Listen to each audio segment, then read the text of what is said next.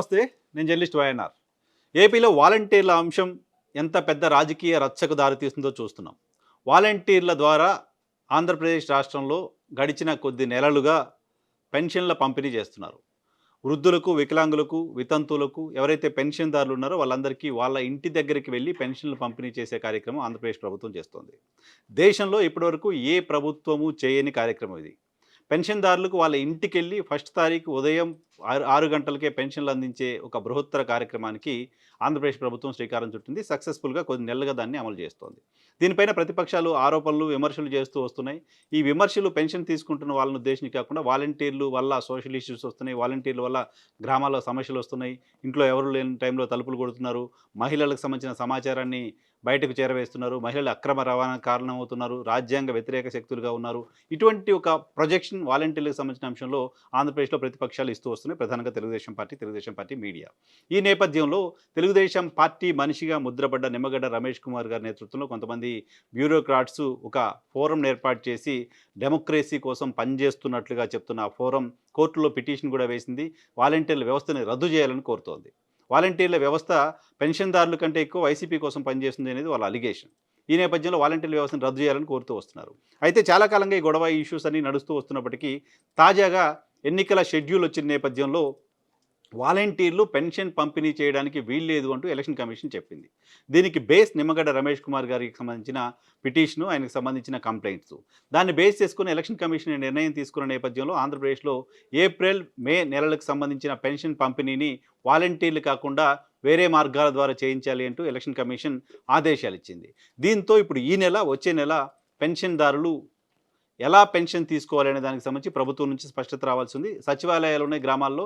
సచివాలయం దగ్గరికి పెన్షన్‌దారులు వెళ్ళి అక్కడ పెన్షన్ తీసుకోవాల్సి ఉంటుంది అనేది ప్రస్తుతానికి ప్రభుత్వం వైపు నుంచి అందుతున్న సమాచారం. ఈ ఇష్యూ పైన ఈ పరిస్థితి రావడానికి ఆంధ్రప్రదేశ్‌లో పెన్షన్‌దారులంతా మళ్ళీ సచివాలయాల చుట్టూ, ఎండీఓ కార్యాలయాల చుట్టూ తిరగాల్సిన పరిస్థితి రావడానికి ప్రతిపక్షం తెలుగుదేశం పార్టీ కారణమైంది అనేది వైసీపీ చేస్తున్న ఆరోపణ. ప్రభుత్వం 62 లక్షల మందికి దాదాపు పెన్షన్లు ఇస్తోంది.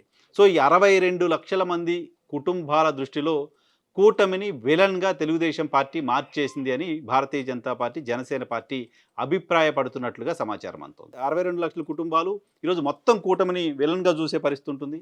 ఆ పరిస్థితికి తెలుగుదేశం పార్టీ కారణమైంది అనేది వాళ్ళకు సంబంధించిన ఆలోచనగా కనపడుతోంది. ఎందుకు తెలుగుదేశం పార్టీ కారణమవుతుంది? Petition Telugu Desam party వేయలా?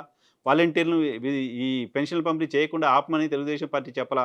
అప్పుడు మాకేం సంబంధం ఉంటుంది? అధికార పార్టీ మాత్రమే కావాలని ఇటువంటి ఒక ప్రచారం చేస్తోంది. నిమ్మగడ్డ రమేష్ కుమార్ ఏదో పిటిషన్ ఇస్తే మాకేంటి సంబంధం అంటూ తెలుగుదేశం పార్టీ చెప్తోంది. బట్ అందరికీ అర్థమవుతున్నమాట, వాలంటీర్లకు వ్యతిరేకంగా తెలుగుదేశం పార్టీ మీడియా, నిమ్మగడ్డ రమేష్ కుమార్ వీళ్ళంతా పనిచేస్తూ వస్తున్నారు కాబట్టి ఇప్పుడు వచ్చిన డెసిషన్ వెనక కూడా నిమ్మగడ్డ రమేష్ కుమార్ పిటిషన్ ఉంది కాబట్టి తెలుగుదేశం పార్టీ చేసింది అని రాష్ట్ర ప్రజలంతా భావిస్తున్నారు కాబట్టి దానివల్ల కూటమికి రాజకీయంగా నష్టం జరుగుతుంది అనేది జనసేన, బీజేపీ అభిప్రాయంగా కనపడుతోంది. సో ఈ నేపథ్యంలో ఇప్పటి వరకు ఈ పెన్షన్ల పంపిణీకి సంబంధించిన ఆలస్యం కావడం, వాలంటీర్లను దూరంగా ఉంచడం అనే ఇష్యూ పైన అటు భారతీయ జనతా పార్టీ కానీ, ఇటు జనసేన పార్టీ కానీ తెలుగుదేశం పార్టీ రెస్క్యూకి రాలేకపోతున్నాయి ప్రాపర్‌గా. తెలుగుదేశం పార్టీకి అర్థమవుతోంది నష్టం జరుగుతుంది దానివల్ల అనే విషయం అర్థమయ్యి నష్ట నివారణలో భాగంగా ఇది ప్రభుత్వం చేస్తున్న కుట్ర, ప్రభుత్వం దగ్గర డబ్బులు లేవు, ప్రభుత్వం కావాలంటే ఇవ్వచ్చు కదా, సచివాలయ ఉద్యోగులు ఉన్నారు కదా, వాళ్ళతో ఎందుకు ఇప్పించట్లేదు, ఇటువంటి ఒక కొత్త వాదనని తెలుగుదేశం పార్టీ తీసుకొస్తోంది. సో ప్రభుత్వం కావాలని ఇటువంటి గేమ్ నడిపిస్తోంది అనే కొత్త వాదనను కూడా తెలుగుదేశం పార్టీ తీసుకొస్తోంది. ఇక్కడ ఈ పర్టికులర్ అంశంలో తెలుగుదేశం పార్టీ సమాధానం చెప్పాల్సిన పరిస్థితి, సమాధానం చెప్పుకోవాల్సిన పరిస్థితి, వివరణ ఇవ్వాల్సిన పరిస్థితి వచ్చిన నేపథ్యంలో చంద్రబాబు నాయుడు గారు సీఎస్కి లేఖ రాశారు, ప్రత్యామ్నాయ ఏర్పాట్లు చూడండి అని. తెలుగుదేశం పార్టీ బృందం సీఎస్ని కలిసింది, ప్రత్యామ్నాయ ఏర్పాట్లు చూడండి అని.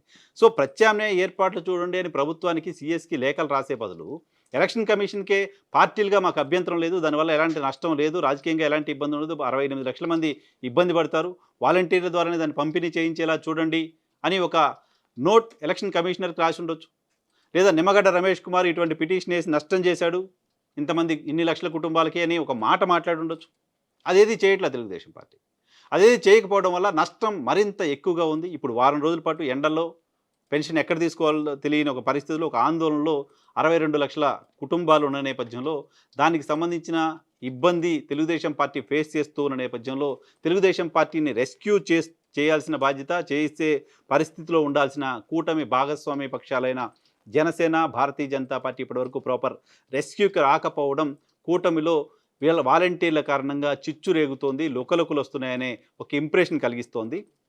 భారతీయ జనతా పార్టీకి సంబంధించిన నాయకులు ఎవరూ కూడా ఈ పెన్షన్ల పంపిణీకి సంబంధించి తెలుగుదేశం పార్టీ మాట్లాడుతున్న లైన్ మాట్లాడట్లేదు. సో వాళ్ళు కూడా వాలంటీర్లకు సంబంధించి వాలంటీర్లు ఇవ్వడం పైన అభ్యంతరాలు ఉంటే ఉండొచ్చు. వాలంటీర్లు వైసీపీ కార్యకర్తలు అనే మాట వాళ్ళు మాట్లాడొచ్చు. అటువంటి మాటలను వైఎస్ఆర్ కాంగ్రెస్ పార్టీకి సంబంధించిన వాళ్ళు కూడా మన పిల్లలని వాలంటీర్ల గురించి మాట్లాడుతున్నారు. అది okay. But Telugu Desam party A argument అయితే వాలంటీర్లకు సంబంధించిన అంశంలో చేస్తుందో ఆ ఆర్గ్యుమెంట్తో ఇటు జనసేన కానీ అటు భారతీయ జనతా పార్టీ కానీ యాక్సెప్ట్ చేసే పరిస్థితి లేవు. రాను ఇంకో 10 రోజుల పాటు ఈ ఇష్యూ నడవబోతోంది. మేలో మళ్ళీ మే 13 ఎలక్షన్ జరగబోతుంటే మే ఫస్ట్ వీక్ అంతా పెన్షన్లు ఎక్కడ తీసుకోవాలి, ఎవరు ఇవ్వాలి, ఈ సంబంధించిన చర్చ ఉంటుంది. ఇది ఖచ్చితంగా కూటమికి రాజకీయంగా ఇబ్బంది కలిగించబోతోంది.